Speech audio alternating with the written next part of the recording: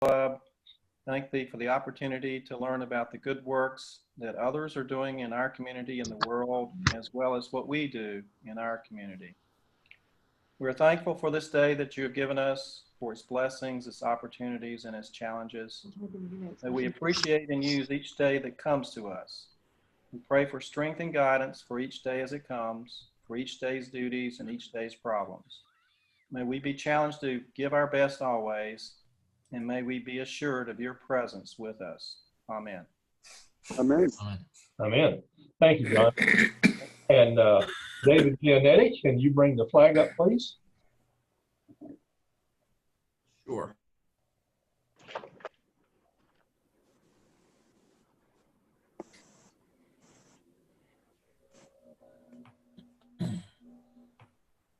Thank you. So if you will, I'd appreciate it if everyone will join me as we pledge allegiance to our flag. I pledge allegiance to the flag of the United States of America and to the republic for which it stands, indivisible, one nation, under God, with indivisible, justice. liberty and justice for all. Thank you. We had chatted just briefly a minute ago about the club perhaps getting back to face-to-face meetings. And I have had meetings with the country club. And at our board meeting next Thursday, we'll be picking a date to try to start back. When we do that, I'm going to suggest that to do that, we will need to require that everyone coming in wear a mask. And we will probably require that everyone get their temperature taken for whatever that's worth. From my conversations with the club, they will place tables 6 feet apart, and they will have 2 people per table. And as Bill Lair was saying earlier, it will be a plated meal, so we'll need to know how many people are coming. At the same time, we're going to arrange to have the meeting broadcast in some fashion. It may be Zoom, it may be something else, because we think that there could very well be some members who prefer not to do Facebook right now. So we will try to make sure we get it broadcast so even those who don't want to attend in person can participate in the Rotary meetings. As a reminder, next week, the 13th, weather permitting, we're going to meet at the Salt Block. And of course, we're asking everyone to respond to David's email and let us know how many people will be there. So we will know how many box lunches to prepare. You have to bring a lawn chair because there will be no seating available. And based on the weather, we might even suggest that you bring an umbrella. I hope that's not necessary, but we'll just have to see how that works out. Now, our program today is a special one. We have with us our district governor, Mr. David Waechter, and we wish, of course, that we were meeting in person so that we could give him a round of applause, and also saying he's a jolly good fellow. I don't know that that would work out too good on Zoom today. But suffice it to say that we would like to have him attend an in-person meeting as soon as we get back to that, and we will plan on doing that. David was born in Fletcher, North Carolina, in the Appalachian Mountains. He studied biology and anthropology at Appalachian State University, where he received his master's degree in public administration and graduated magna cum laude. He's a North Carolina general contractor. He owns a company called High Brighton Construction. And he is married to Deborah, who is a family physician in Morganton, and they have 3 children. David has served on numerous nonprofit boards, including Western Carolina Community Action, Caldwell Adolescent Health, the Caldwell County Chamber of Commerce, the School for Young Children, Western Piedmont Workforce Development Board, and Catawba County Education Foundation, and Habitat for Humanity. His Rotary career began in 1961 when he participated in the Rotary Youth Leadership Award sponsored by Burt Griffin. He's been a Rotarian since 2009 in the Rotary Club of Lenore, and he became a Paul Harris Fellow in 2014. He served several offices in that club, and including serving as Assistant Governor from 2016 to 2019. And he will become the 8th member of the Rotary Club of Lenore to be a district governor in District 7670 in 2020-21. So with that, David, welcome to our club meeting today, and we're looking forward to see what you have to say. And to our members, I present to you our district governor, Mr. David Waechter. Thank you. Appreciate y'all. I can imagine y'all applauding.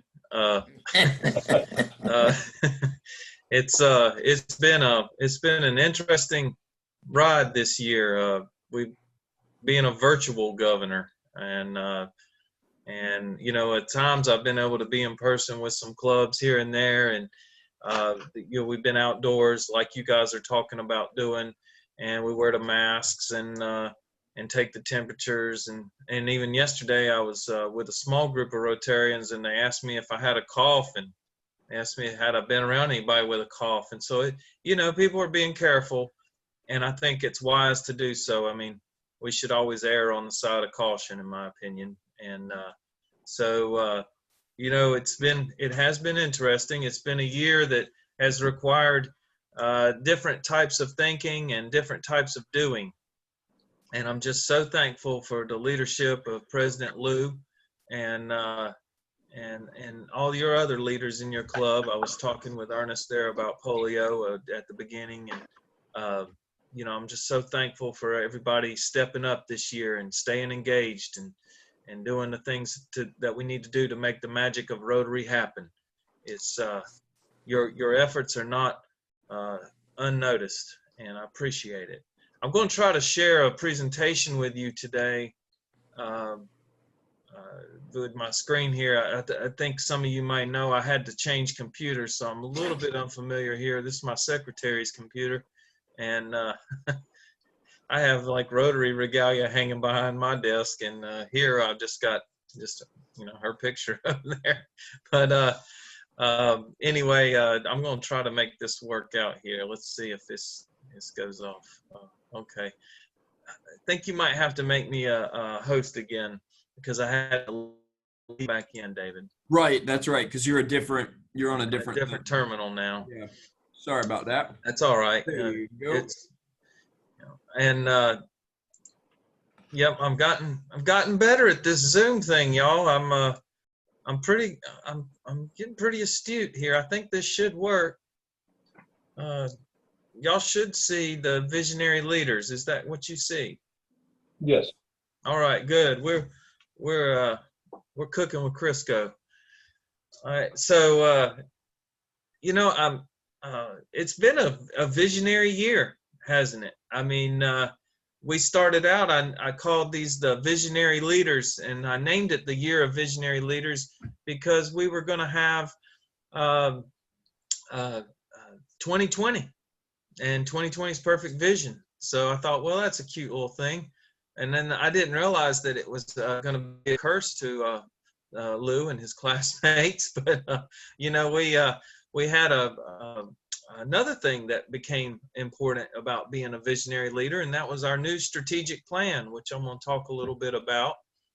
And then 2 weeks after Lou and his classmates and myself and some of the other district leaders were together at PETS in the president-elect training in Greensboro, about 2 weeks later, the pandemic occurred, and everything shut down. And we had to figure out, what are we going to do? How are we going to make the magic of Rotary still happen? How are we going to stay engaged? And that visionary leadership really bubbled up, and it showed. And so I'm thankful for all of you. I already told you that. It's worth saying again. I'm thankful for all of you staying engaged. It's not easy, and I know people are getting a little bit tired of the Zoom thing, but you know what? It's probably going to be something that stays with us. It's a tool that we can use. And even when we do get back together and have learned how to use Zoom, that might stay more engaged if we provide a hybrid style meeting. So it's something to think about. You know, what are we going to take forward with us? What are we going to leave behind when this pandemic passes? Now, this year, our president is Holger Knack. Holger is from Germany. He's the first German president of Rotary International. And that's significant. If you think about it, the history of Rotary, our involvement with starting the United Nations and after World War II, and those types of things. And now we have a German president of Rotary, and it's neat. It's a neat thing. And Holger, as I will tell you, just like all of the other Rotary International presidents, he is a stellar person. He's a wonderful gentleman. He's a scholar. He's worldly. He's approachable, and he's thoughtful and kind. He's just all of the things you can say about a person. Holger is just like all the other Rotary International presidents. And if you haven't had a chance to meet a Rotary International president, I would say to you that when we do get chances to be together again, I hope you'll reach out to them, because you'll be happy with having met them. They're really nice people and a lot more approachable than you might think. But his thing this year is Rotary opens opportunities. And we're not just opening opportunities for Rotarians, we're opening opportunities for the people we serve. And if you think about our theme this year in that way, I think it does open up a lot of doors. It does make you see things in a different light. So think about this theme. I hope all of you've got a pen. If you don't, maybe I'll be able to be together with you and I can get you one. But you should be proud of this theme. It is opening opportunities for us, and it's opening opportunities for the people we serve. Now I got to mention, because this has become a formal reality, that the president nominee of Rotary, it is another first, and it's a significant one. Will be the first woman to be the president of Rotary International, and her name is Jennifer Jones. I've had the pleasure of meeting her, and I will tell you that she will do a fantastic job. She's just like all the other Rotary International presidents. She just happens to be a woman, and she'll bring that part of things to her and bring a new perspective, having been a woman in Rotary. But I expect her to fit right in and just be a wonderful leader. She's a fantastic person. And so if you haven't had a chance, I'd ask you to look in your Rotarian magazine. Now it's called Rotary, and check her out. Learn more about her and her background. She's a fascinating person. Now, that would just hearken to tell us that Rotary has to be revolutionary once in a while. We're changing, folks. I mean, if you haven't realized it, we're meeting totally digital right now, and change has come. And if we don't change, if we don't manage that change, if we don't have a way of changing with the times, then it just goes right on past us. And I'm so proud of our organization for having stepped up the way we have. A lot of organizations haven't been so successful in managing this pandemic. We didn't really miss a beat. We jumped in there and got on this Zoom thing and sort of made it happen. And some organizations are really struggling. But Rotary is a flexible group of people, and we've risen to that occasion. Now, to manage change, you really need a good plan. And so I told you I was going to tell you about the strategic plan. This plan is different. It's different than all the ones we've seen before, because it's a 5-year plan. Before we had a 3-year, I think, and we always had 3-year plans. And they were always sort of like these, diagrams, and they were like very, in my opinion, they were very general, and they didn't really provide true action. And so I always look at plans like that and think, well, what do you want me to do about that? Well, this time, what they did is our director, Stephanie Yurchik, she happens to be our director and in our zone, and she is the architect of this new strategic plan. Now, what they did is they actually reached out to Rotarians, interactors, to Rotaractors, to non-Rotarians. They even asked some people about Rotary that didn't even know what Rotary was. And they got some really good feedback. And what they found out was that they had to look at 4 different areas in order to address change over the next 5 to 10 years. Think about this. Is Rotary in your club the same as it was 10 years ago? I know it's different in mine. When I first joined, it was more formal, and it has become a little more lively and a little more relaxed. I know when I first joined, almost everybody had to wear they didn't have to, but everybody did wear a coat and be, they were pretty formal. And then, as time's gone on, it's loosened up, and I think that's a good thing. It's be a little bit lighter, have some more fun. Well, if that's the case, what's it going to be like in another 10 years or 20 years? So we have to start preparing for that. And the way we can do that is we can ask these questions. I suggest to you, this is the 4-way test of change management. How do we increase our impact? How can we expand our reach? How can we enhance engagement? And how can we be more adaptable? I always say with that adaptable thing, I say, man, Rotarians are adaptable. We got this adaptability thing down. I mean, I've adapted myself out of a job almost here. So it's we are very adaptable. But how do we increase our impact? Well, the first thing to do is recognize what your impact is. And we haven't done a real good job of that always. We, like for instance, a few years ago, they asked us to plant trees. They said, plant trees, and we want to do that for the environment. So we did. We all went out, we planted trees. Well, we planted something like 2 or 3 million trees. Well, that's great. That's an action, and you can measure that. But what was the impact? Did it give shade? Did it provide a cool place to read a book? Did it provide a habitat for squirrels and birds? Did it put more oxygen in the air? What did it do? What was the impact? That's the way we need to think about our projects. When we're doing projects out there, don't just think about how many coats did you give out. Talk about what the impact was. Did you provide the warmth to a child so that they could focus on their studies? Did you give warmth to an elderly person so they might not contract the flu this year? I mean, what was the impact of the service that we do each year? Now, how do we expand our reach? I use the word diversity. Usually when people think about diversity, they instantly think about racial diversity, and that's a form of diversity.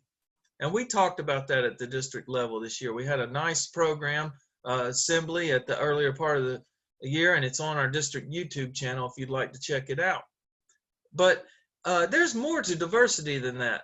There's diversity in terms of your mobility, your religion, where you come from, what country are you from, or what kind of economic level are you at? There are all kinds of diversity. And we cannot just be diverse in our membership, but we can look at how are we going to be more diverse in the people we serve. So we don't just serve the same people over and over again. Find new groups that we can serve. Now, how are you going to enhance engagement? Well, I'm glad to hear that President Liu was thinking about, trying to do some new meeting formats, because people kind of get down after a while. They it's just like we've been doing the same thing for 6 months now. Well, I mean, it's the same way when you go to the meetings and there's the same old meetings and same old format. I kind of teased them at the pets. I said, move the podium. You know, move the podium. If you move the podium, everybody will be confused. They'll be, what are you doing? Well, boy, we moved the podium all right. We moved it right over to Lou's desk there in his office. But I mean, those kinds of things will enhance engagement because you change things up and you find new ways, and you'll get feedback from your members, and they're going to tell you how to be more engaged, how to help make Rotary more engaging. Do y'all remember why you joined Rotary? I remember. I thought there was value in it. I believe there, and why did I stay in Rotary? I stayed there because I perceived value. Well, the way you're going to perceive, you know what, have you ever thought of quitting Rotary? I bet you might have. You know, if you thought you were going to quit Rotary, because you thought you weren't getting the value out of it. But you stayed because you realized you were getting value.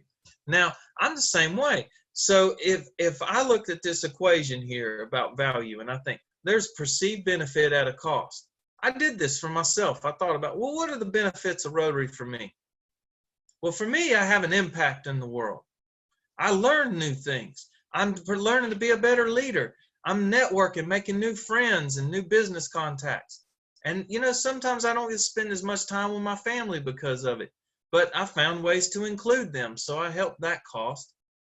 And then I don't get to get into as much mischief. You know, I have to be busy all the time. And then, you know, it costs a little bit of money. Well, all of it's totally worth it. And I stay with Rotary because I perceive the value in that. And I want to grow in Rotary because of that value. So whenever you're talking to new members about Rotary and why to join Rotary, talk about value. Tell them what the real value is to you. We talked about diversity already. I do want to say one thing about inclusion, though. You know, diversity is all well and good, but if you want to have more diversity, if you want to, you know, like if you want to have people that can have mobility issues, well, you've got to be able to provide them access. You know, you've got to be able to get them into the meeting and all, and you got to welcome them. And so you have to be inclusive. It's different than just saying we want to be diverse. We want to include them. And equality, you know, equality is where it's a weird thing, because sometimes what's equal for you or for me, you know, if I say I'm gonna provide an equal playing field, well, that might not be the same playing field for somebody in a wheelchair. You know, you have to be equal. You have to think about what their situation is and how you can be inclusive. So these are things we got to think about in order to expand our organization, because the world in the future, I'll tell you, it's a much more diverse place than we've seen in the past. And now this year, I've given 3 goals to Lou and his classmates. I didn't give them a whole, I mean, they have their pink pages and they're doing that, and they're working on their Rotary Club Central and trying to get their presidential citations and all that. But I tried not to give them a bunch of goals. I told them, I just want you to focus on 3 broad areas, and you figure out how it works in your club. Now, I asked them to work on innovative club models. And I'm going to talk about those. I asked them to have a membership plan. And I'll talk about that. And how to emphasize recurring gift in a big lump at the end of the year, making it more comfortable. Now, what is an innovative club model? This is something that's pretty interesting, y'all. Do you know, y'all remember when TV was UHF? You remember what? If it was UHF, you know, you had 3 channels. And in my neck of the woods, back in 4/7 and ABC, NBC, CBS. And sometimes you had PBS, but not always. And then usually on Saturday night, you had a choice. You could watch Hee Haw, or you could watch Lawrence Welk. You know what? You didn't like Lawrence Welk, you didn't like Hee Haw, you know what you could do? You stand up, walk over to TV, and turn it off. That's your choice right there. That's the end of it. All right, then came cable and remote controls. And you could sit there and you could flip through, and there were these poor souls out there in the world. They'd flip through 100 channels and not find a single thing to watch. You know, it was tough times back then. And then And now we have Netflix. And if you have enough popcorn, water, and access to a bathroom, you could just watch the entire episodes of Andy Griffith in one sitting. Now you can do that. So the world has changed. But now, are we, as Rotary, I'm a member of a legacy club. Y'all are a legacy club. It's a traditional model. You know, we're like UHF. You know, this is us. If you like it, we want you here. You don't, if this isn't for you, then, you know, you'll have to go find Lawrence Welker or Hee Haw or whatever. You'll have to find something else. But what could we do if we provided more options to people? So we could create these small clubs where, like, they're cause-based and be kind of like a cable TV station, if you will. So you have a different channel, or I call it a portfolio of clubs. So you make a little satellite club, and maybe it's focused on veterans issues. You know, it's a cause-based club. And so you don't have to be a veteran to be in it, but you have to like veterans issues. You know, or a water club, like they're focused on clean water. Or it could be like past Governor Tiffany's talking about, doing an Alzheimer's research club. You know, so you just think the sky's the limit. You could create any kind of cause-based club you want and have 5 or 6 people join it and create a satellite that way. Now, another type of club model that I really want to emphasize is community-based Rotaracts. Now, that's different than the university-based. Now, university-based Rotaract, you know, they join the Rotaract when they're 18 years old, and they go and they do it during college, and then when they're done with college, they'll say, oh, well, that's just something I did in college, and we lose them for 10 or 15 years. Well, we can't have that. We need to keep them engaged. So what we do is we do these community-based models, and these are like young professional groups. You know, so the young professionals, they all get together and they do projects together, and they're essentially like a Rotary club, but they're a Rotaract club. Lower dues, less formal and such as that. And so they can actually, they have a lot of fun, and they do service, and they're making the magic of Rotary happen. And then when they get a little bit older, they're going to be looking for a more traditional club like yours and mine. So a community-based Rotaract might be a good solution. We're trying to do one in Hickory, and Lou, your classmate Kelly Stewart is working on this from Catawba Valley. So we're trying to get that going. I'll see if we can get you included in that. So if y'all have some referrals for that community-based club, we can make them. You want to provide people an opportunity to grow their families and their careers and their engagement in Rotary, so that they can join Rotary and for the long haul. Now, with membership, I want to talk about membership for a second. You know, hope is not a strategy when it comes to membership. You need to have a plan. You have to have some kind of plan, and the very center of that plan needs to be focused on quality, not quantity. You know, just getting people to walk in the door and then sign a paper, join, and then what they do is they'll pass out the business cards, come a couple meetings, and then you never see them again. You know, that's not Rotary. That's not what we are. And so we really want people who are quality members for the long haul. We want people to be engaged and be with us. We want people that have the same values as us and have a heart for service. So how do we do that? Well, you need to have a process. You know, you don't just throw, I mean, back we used to do this. You just kind of signed up, and then you joined, and you sat around there for a few months before you figured out what you were supposed to do. And then once you figured out what you're supposed to do, you get a job or something. And then, you know, it took you 4 or 5 years to figure out what Rotary was.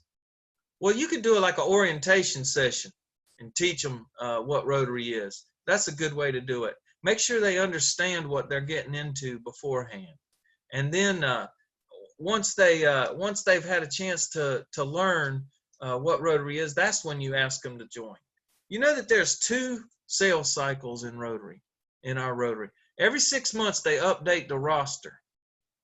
And when they update those rosters, they're taking people off that don't attend anymore for whatever reason. A lot of times they didn't quit, they just moved, or they their life changed or something, or sometimes they pass away or get sick or whatever. So a lot of things can happen.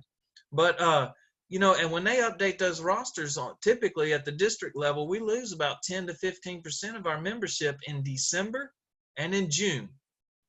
So we could work towards that. And by this point in the year, you ought to be like cultivating some prospects, and then hopefully sealing the deal before Thanksgiving.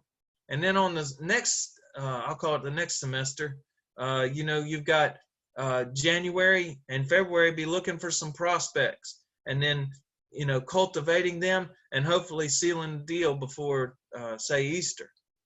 And so you know, you kind of have a process, think through it, and have a plan. Now, one thing that really works well is these Rotary info meetings, and you could do this online, you could do it in person, but you basically, you cover like what is Rotary, and you invite a bunch of people who will be prospects and let them learn about what Rotary is. Then, if they still show an interest, that'd be the time to ask them to onboard. Those meetings work really well. It works a lot better than bringing them to a social or bringing them to a meeting, a business type meeting, because it shows them really the breadth of what Rotary is all about. And talking about the breadth of what Rotary is all about, you can't do that without the foundation. And thank you for your support of our foundation. You know, the Rotary Foundation is the best charitable organization in the world. We are a 5-star charity navigator for 15 years running. And when you give $100 to the foundation, it sits there for 3 years. It earns interest. That interest is used to pay the administration. Then after 3 years, that principal of $100 is cut in half. Half that money goes to the World Fund and pays for global grants. And the other half of the money comes back to the district. And we use that money to fund district grants and other district projects to support the district efforts for the year. So this is it's really important, because you're not just attached to a global base of projects. You're not just having a global impact, you're having a local impact. Now, we just added a new area of focus this year. We added the environment, and I think it's going to prove to be a good area of focus where we can have some real impact. But the main thing I wanted to emphasize to you on the foundation this year is to do recurring giving. If you go to Rotary Direct, if you go to rotary.org/give, and you go there, it'll take you right in, and you can put your credit card in there, and you can get points. And so whenever you give money on your it goes to your credit card, and then you earn the points on your card like you normally do. And on the other side, you can just determine how much you want to give, how often. You could say $25 a quarter, you could say $10 a week, you could say $100 a week, you could say whatever you want. And that's a good way to give and be an intentional philanthropist. Now, I sent out a newsletter. I talked about being a philanthropist in the last newsletter. So if you missed that, you might want to go back and read it so you can see kind of my view on this. My view is that being a philanthropist, which all of us Rotarians are philanthropists in one form or another, it should not be a painful thing. It should be something we enjoy. It should be something that brings love and grace in your heart. So, if it's not doing that for you, you need to make it happen that way. Now, I've got to mention polio, and I'm so glad to hear that your Ernest is working on polio already, and thank you for that. But telephone, and so the in polio this year, I want to just mention this is a promise that we have to keep. And in 1985, Rotarians made this promise. I wasn't in Rotary in 1985, but I'm standing on the shoulders of those of you who were. And I'm standing on the shoulders of those people that made the promise. I believe in it. We've got this thing cornered into a little dark corner of the world, and at the border of Pakistan and Afghanistan. And folks, I'm telling you what, that's a tough spot. You know, I joke around and say, well, it'd be a lot better if we could have cornered this polio thing in South Carolina, because we could lick it real quick.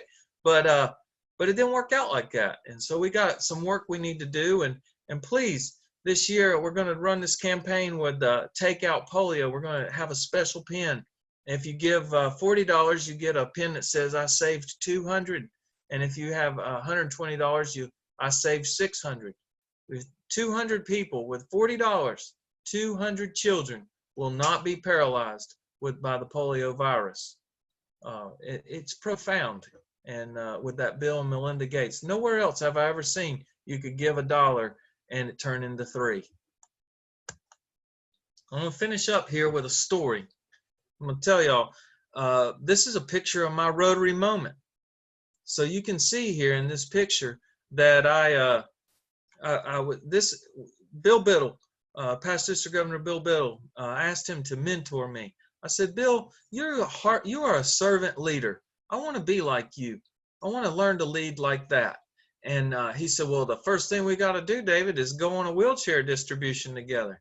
So lo and behold, that's what we did. We put together this project. We went around the district, raised some money, and we took 275 wheelchairs to Manila, Philippines. On the way there, I was thinking, this is wonderful. We're taking the gift of mobility to these people in the Philippines. And I was preparing myself mentally for that. Well, I can tell you I was unprepared for the change that I was going to go through. You'll see this gentleman in this photo. He was sitting off to the side, so quiet and humble, keeping to himself. I noticed his arm where he had fallen and hurt himself. And I just sort of felt drawn to him. I don't know why. You know, you see people like that sometimes. And then I heard that, or I saw him over there sitting there by himself, and then they were setting up the tent, and they were, you know, putting up the banners and everything, and they got him seated into his wheelchair. And then I just felt moved. I'm going to go over and congratulate him. So when I walked over to him and we touched hands, as soon as my hand reached out and touched his, I saw tears coming from his eyes, and I thought, oh no, I've hurt him. I saw his arm there. I thought maybe I've hurt him. So I leaned over to him and I said, sir, did I hurt you?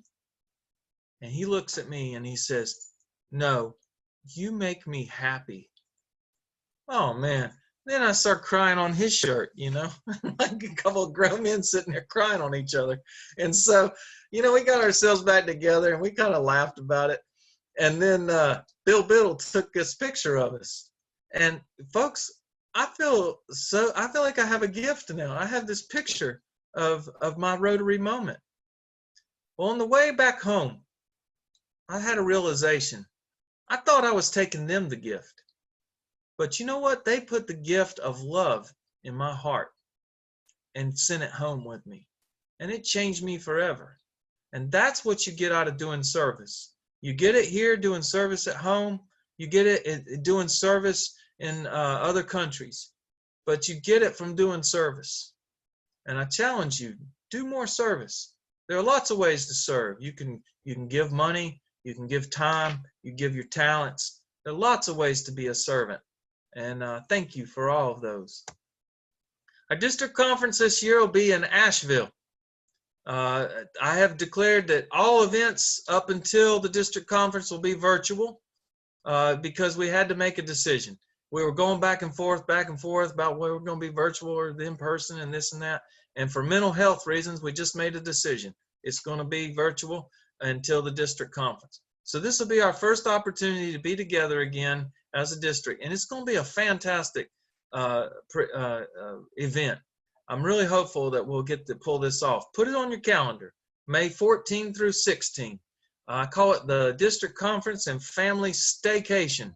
You know, bring the young people, bring your families, bring the grandkids or the children and the wife and so forth. Bring people to it because we're going to have a lot of fun. We got stuff to do there other than sit around and do Rotary all day. You got other things you can do too to break up the monotony. If there won't be any monotony. There's not going to be any. It's going to be a good time. We got a lot of great speakers lined up, a lot of training, great recognitions. So it's going to be a fun time. Now, I'm also hoping that we can take 30 people from the district to Taipei, Taiwan. You know, it's interesting. They don't have as much coronavirus over there. It might be like a break. Like if you can get over there, you know, it might be like a reprieve. So if you're at all interested, and I hope you are, reach out to me and let me know, or reach out to Jim Efland. Past District Governor Jim Efland is our promotional chair. That's in June 12 through 16, and it is in Taipei, Taiwan. I was with a gentleman yesterday in Blowing Rock. He went to Taipei a long time ago for an international convention. But with that, that's kind of the end of my presentation. And thank you so much for being with me today and letting me speak to you and present this vision of the district and the Rotary efforts for 2020-21. I thank you all for your leadership and your service. And if you have any kind of questions or anything like that, I'm happy to entertain them, or I even entertain smart comments if you've got some of those too.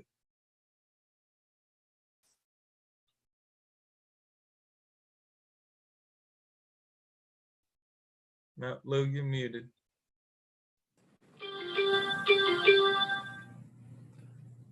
This is Ernie Sills. I'll be getting back with you on that polio stuff, and if you'll get me the link, I would appreciate it. Yes, sir. O'Neill, what is it? O'Neill Shelton. Shelton. Yep, I'll get you lined up with him. I got a note for it, Ernie. Thank you. Okay, Thank David, you for so much leading for that polio effort. Before we get off, I believe Catherine Newton has something she would like to announce to us. Catherine, are you still here with us? Yes, I'm here. I just wanted to let everyone know and ask that you keep Camille Grumman in your thoughts and prayers. She's having complete knee replacement surgery as we speak. So please keep Camille and Bill in your thoughts and prayers today. Okay, thank you for that, Catherine. At our next meeting, which will be hopefully at the Salt Block, Bill Kopp will give us our invitation. And of course, we'll be at the Salt Block, outdoor weather permitting.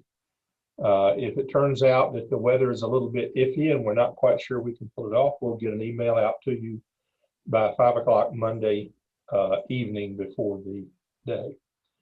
In the meantime, I would appreciate it if everyone would join me for the four-way test. Is it the truth? Truth. Is it fair to all concerned? Sir. Will it build a better friendship? Will it be beneficial to all concerned? Thank all of you for joining us today, and we'll look forward to seeing you next Tuesday, the 13th. Have a good day. Thank you, everyone. Thank you, David. Thank you, David. Thank you, David. Very good Thank you. presentation. Thank you. Please let me know if I can help you.